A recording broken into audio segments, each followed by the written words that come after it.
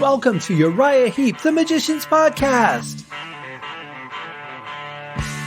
I'll be covering every studio song the band has recorded and every bonus track that I can find. Each week we'll go over a new song from the beginning to where they are currently, and as they keep adding albums, I'll keep adding shows. Let the deep dive party begin. In the magic garden, some were singing, some were dancing. Hello and welcome to another episode of Uriah Heep, the Magician's Podcast. I am your host, Scott Haskin, here with this fan-based but band-endorsed, that's right, endorsed by the mighty Uriah Heep themselves, podcast. Thanks for coming to visit. If this is your first episode, man, you got a lot available to go back and listen to. Plenty. Or, if you've been around and there's a song that you just kind of want to, I don't remember what you thought about this and you want to hear, oh my God, they're all available. Go to the website at scotthaskin.com and then just click on the Uriah Heep podcast link. It will take you right to the main page. Every season is broken out by album, and then you click on that album. It takes you to all the individual episodes. 32 seasons in all. Quite the journey this has been. It's, a bit sad as we're coming towards the end, but I do hope that you all had a great weekend. And before we get into today's song, this will be the fourth time I'm covering it. But before we do, just a quick follow-up. I was thinking about this this morning because I woke up to a very interesting email that I'll share the nitty-gritty with you in just a second. But I'm like, I don't know why I started talking about the Waves situation a few episodes ago, because by the time this airs, it's going to be like 3 months after the whole thing happened. So I'll give you the update. I got an email this morning. I was very happy to wake up to this. It was a big apology letter. It was a link to a website where there was a big apology from Waves.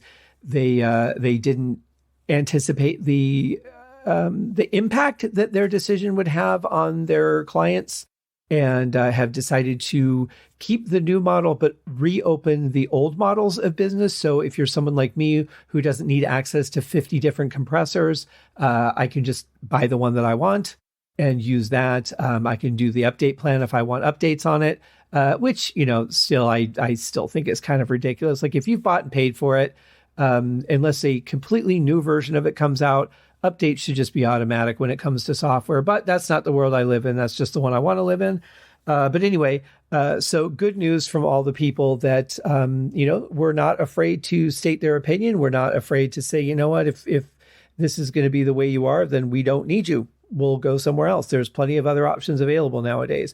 When Waves first started, I mean, there really wasn't anybody seriously doing what they were doing. So I think there's this kind of misconception of we can do whatever we want, but I can't imagine they didn't see some potential backlash. But anyway, it all worked out. They're going back to the old model. They said, give us some time because we have to, we had taken all that off the table. So now we have to go back and, put it back on the table. That's going to take some time to update all the 300 and some products on the website and everything. But I have to say, I greatly respect the fact that they listened and adapted instead of dictated, because I've seen so many companies that I would like to do business with or have stopped doing business with because they're too busy dictating what they think we want instead of asking us, what do you want?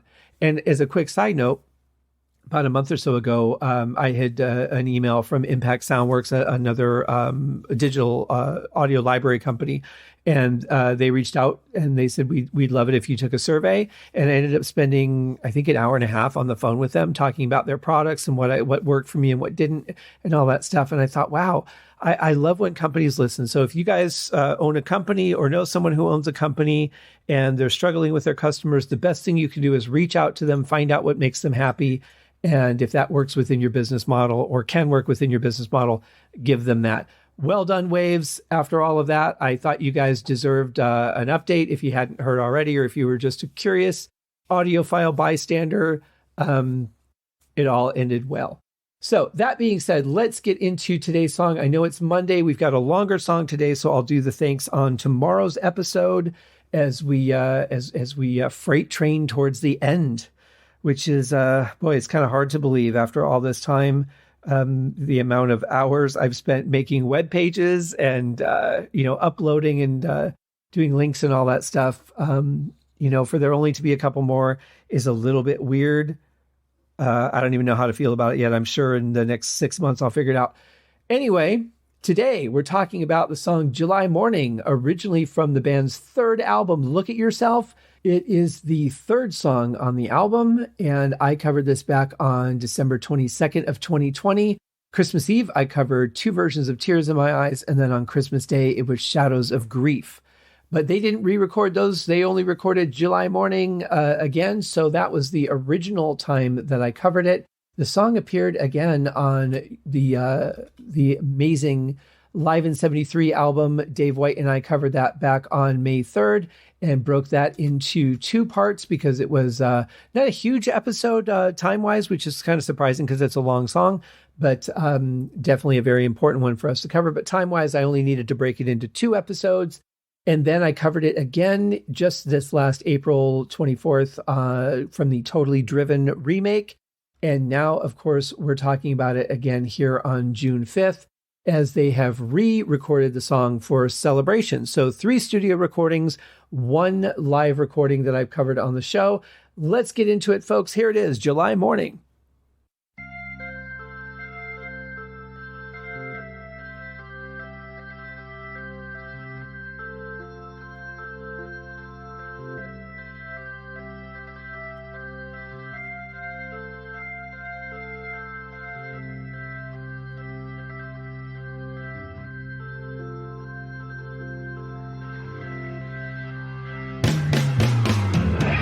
I love that last minute, just change in the sound and organ. It's really nice and gentle, as you would expect right at the beginning. And then just, you can feel everything just kick in right before the drums come in. It sounds really good. I love it because I thought maybe he's going to go for another pass before they brought everybody in. But no, as soon as you could hear that sound change, I'm like, nope, it's happening right now.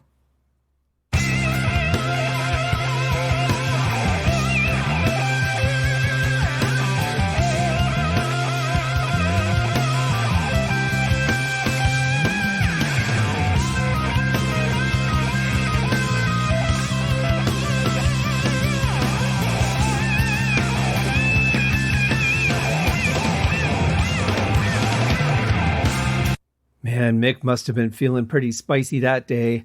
That was some great soloing, really close and to the traditional studio recording. However, just with more kick to it. God, every time I hear him play something like I'm like, I feel so sorry for your strings because you are pushing them to the limit, my friend. But it sounds fantastic. I mean, the end result is amazing. Can't argue that. What the hell? Whatever Russell has to keep that energy going, I would be happy if I had even just a drop of that. I mean, the guy is just on fire all the time. When you hear him talk, when you listen to him play, it's just like he's always battery charged to the hilt. Trevor's bass is cutting through really nicely. It's a little bit loud for the mix, but I actually don't mind it because he's playing some nice stuff, and it's nice to hear that featured. Plus, there's not a lot of low end in any of the other instruments, so he's really the only one at this point bringing it in. What was weird was how quickly the keyboards disappeared as soon as everyone else kicked in. They got really quiet in contrast, almost like everybody was kind of pushing them down in the mix a little bit. So even though the mix is a little unbalanced, I have to say, I don't mind it. It still sounds pretty good. Maybe a little more keyboard in there to balance things out, slightly less bass, but overall, this is not bad. Definitely feels more like an on-the-fly live mix than it does a studio mix for me.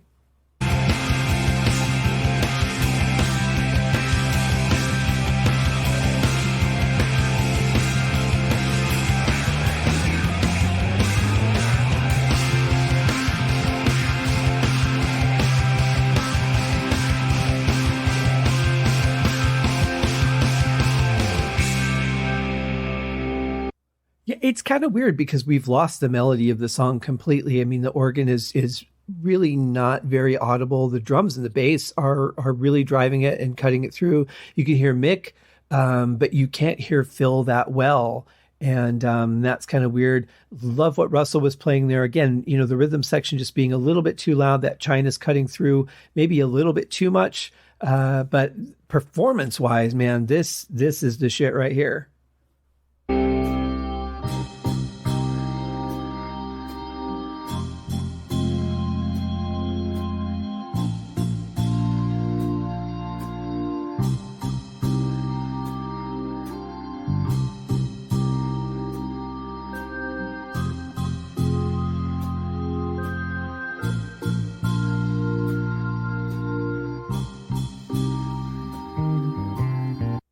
There's a reason this song is 8 minutes and 46 seconds. That's because we're 1 minute and 40 in, and we're just, I'm guessing, about to get to the vocals.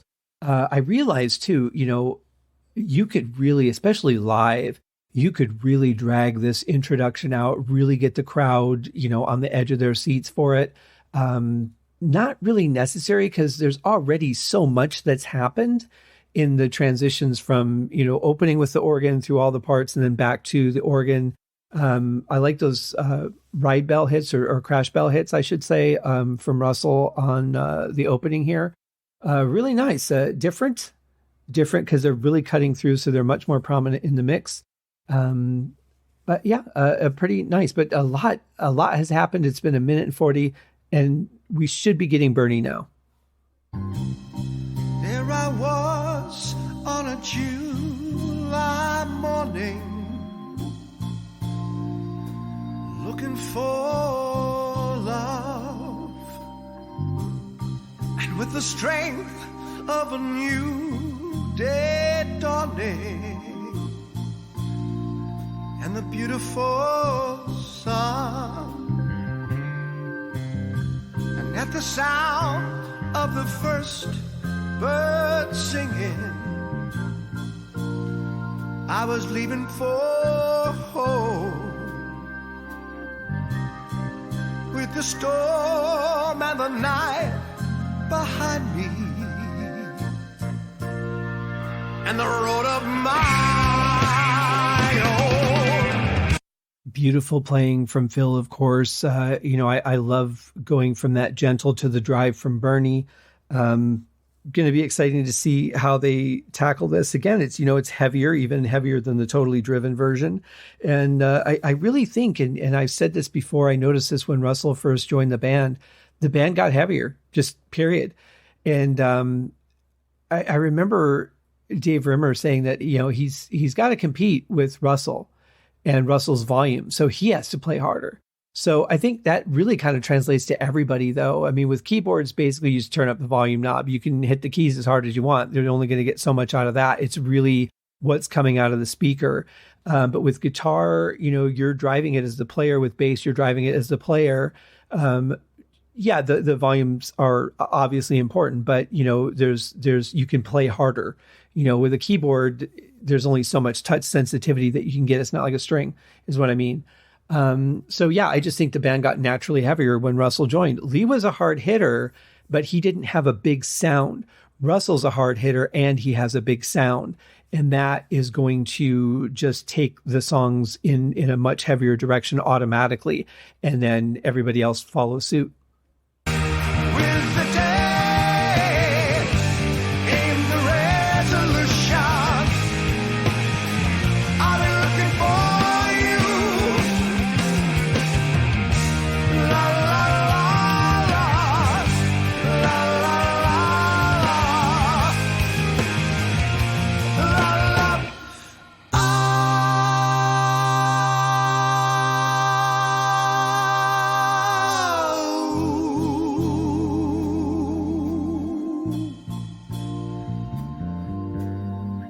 And let's not count Trevor out of this by any means. I mean, he is a monster on this song.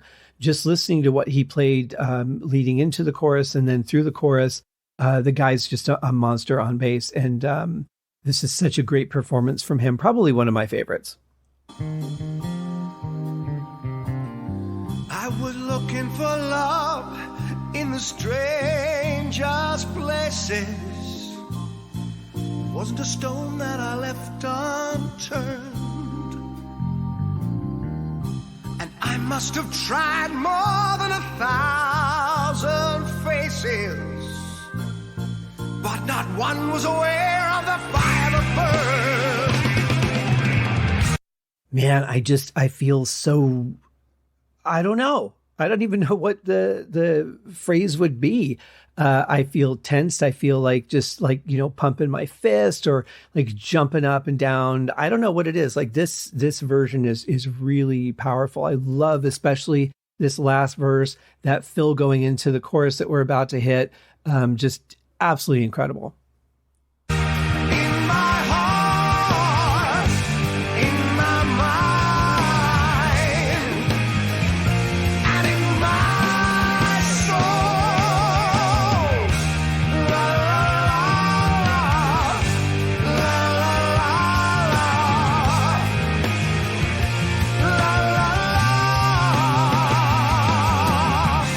Now, before we hit the keyboard solo, I love the rhythm that Mick plays behind it.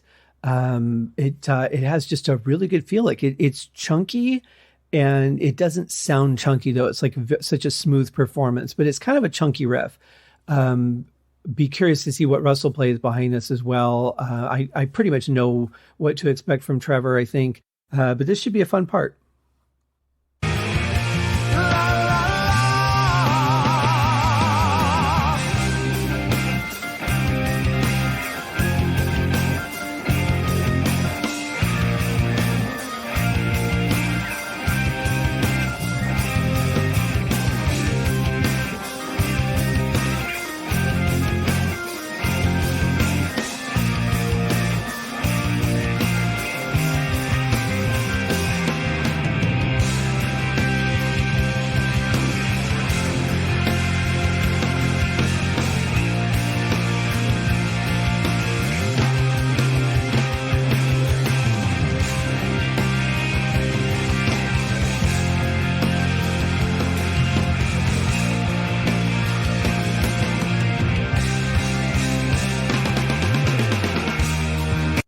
Well, I don't know if you could hear it behind all that low end, but Phil did a very good solo there. It was sadly buried by an extremely loud bass.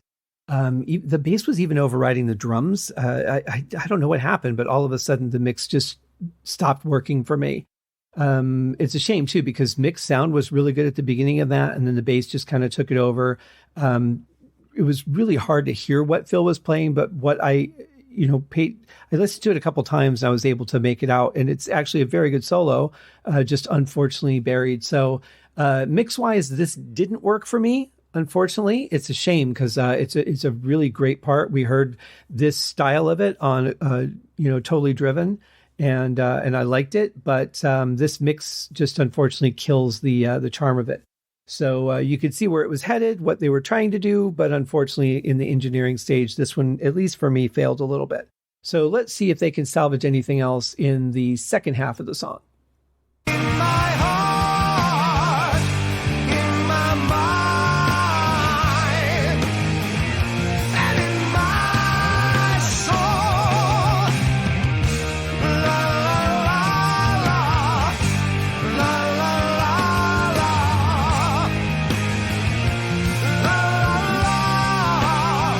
Yeah, there's that distortion on the drums again. I'm hearing it in my far right ear. I'm still guessing it's the gong drum based on the pitch and the positioning but of the panning. But it's a cool fill. But again, it's just like hitting that level of distortion that it probably shouldn't hit.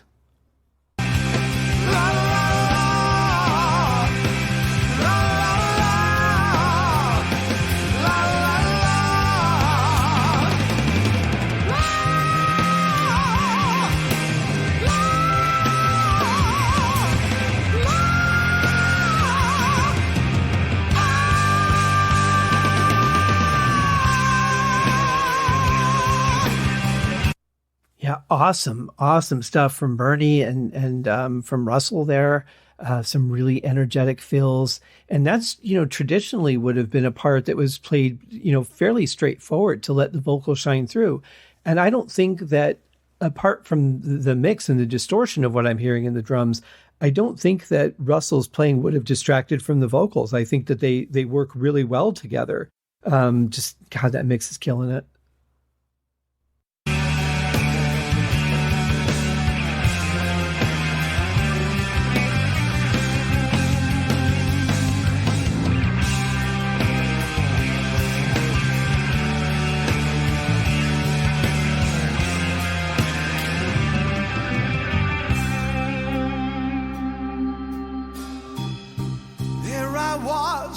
That was really nice. I really love mixed tone on this one. I think again, it's so hard to get a different song in your head, especially a different version of the same song when you're trying to think of the song that you're on. I think they might have changed the key on this from the original. I'm not sure. That part sounded closer, but now that I'm thinking about it, some other parts sounded like they were in a different key. Could be my imagination, could be I'm just not, like I said, it's really hard to think of two songs at the same time. But either way, I really like mixed tone on that. I like the performance. That was a nice segue back into the last verse. On a July morning, I was looking for love, and with the strength of a new day dawning and the beautiful sun,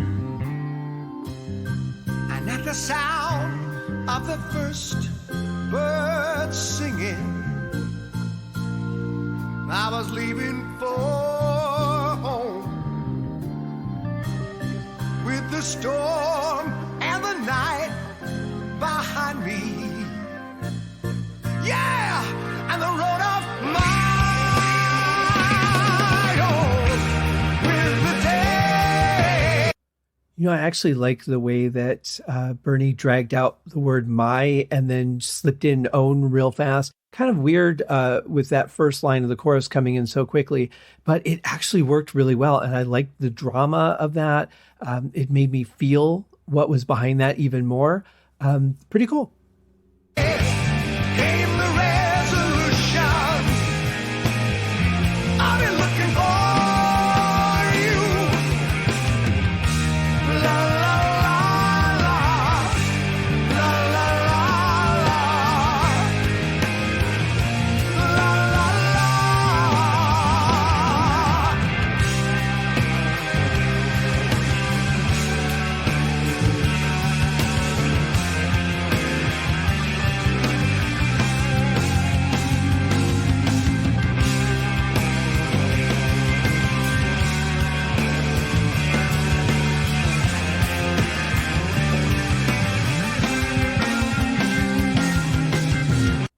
I've always loved this part. It's just so intriguing how the mood has changed because, it's like you're all pumped up. You've decided you're going for it. And then this music comes in that says you're going to be challenged and this is not going to be easy and it's going to be daunting. And I've always loved just the immediate change of that when this part comes on.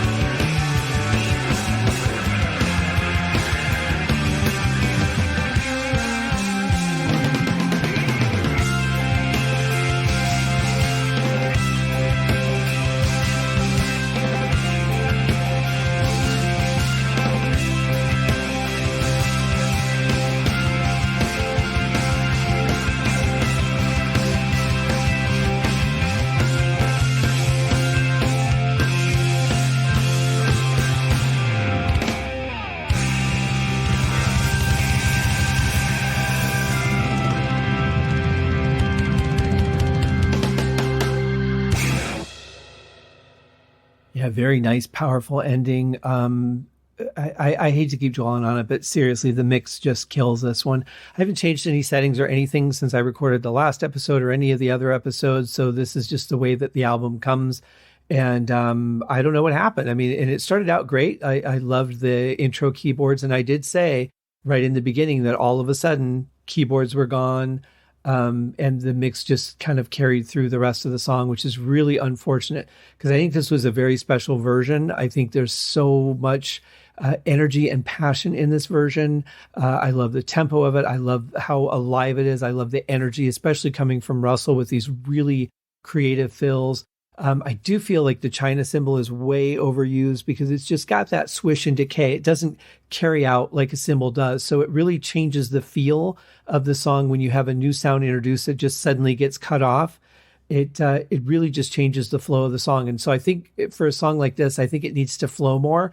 And so I think that the China, for me at least, doesn't work as much. Occasionally here and there, yes, maybe more as an accent with the snare, but not the way, especially the way that he just played it here towards the end. Loved the end though. I thought that was fantastic. This is another one that live, you could really just keep going for a while if you wanted to. I mean, I could honestly see the band turning this into like a 10, 12 minute song between extending out the intro and the ending. If the crowd's into it, you could totally do that. Yeah, it's a shame. It's just a shame about the mix because it's such a great version of the song, but it does make it very difficult for me, especially with the distortions and the drums on the gong drum. And then, just the level of the bass is just too much. And, it's a shame, but you can't deny the performance. That's the thing is there's the difference between the two. I can not like a mix on a song, but I can totally love the performance. And I absolutely love the performance on this one. I think it was fantastic. Probably would be just really a fantastic song to see live if they lock in like they did here. So if you're at the right night, and they turn it into a party, that would be the time to see it for sure. But any version of it live is I'm sure going to be very exciting and monumental because it's such a fantastic song. And it's obviously one that the band, you can just feel how much they enjoy playing it. So that'll do it for today, guys. I hope you have a fantastic day. We'll be back tomorrow for another episode of the show, hitting the last couple songs on this album. Have a good one, guys. Cheers. Thank you for joining me on this episode of Uriah Heep, the Magicians Podcast. If you have enjoyed this show, please consider going over to Apple Podcasts or your favorite podcast outlet, leaving a rating or a review. Be sure to subscribe to make sure that you are notified when new episodes are available. Please be sure to share this podcast with your fellow Uriah Heep enthusiasts and anyone who you think would like Uriah Heep, which should be everyone. And if you are so inclined, please feel free to contribute to the Patreon account. And if you are not a Patreon subscriber, you can also pay through the PayPal link on the website listed in the show links below. I would also like to thank Uriah Heep for their very generous support of the show, and thank you guys for listening. We'll see you in the next episode. Happy days!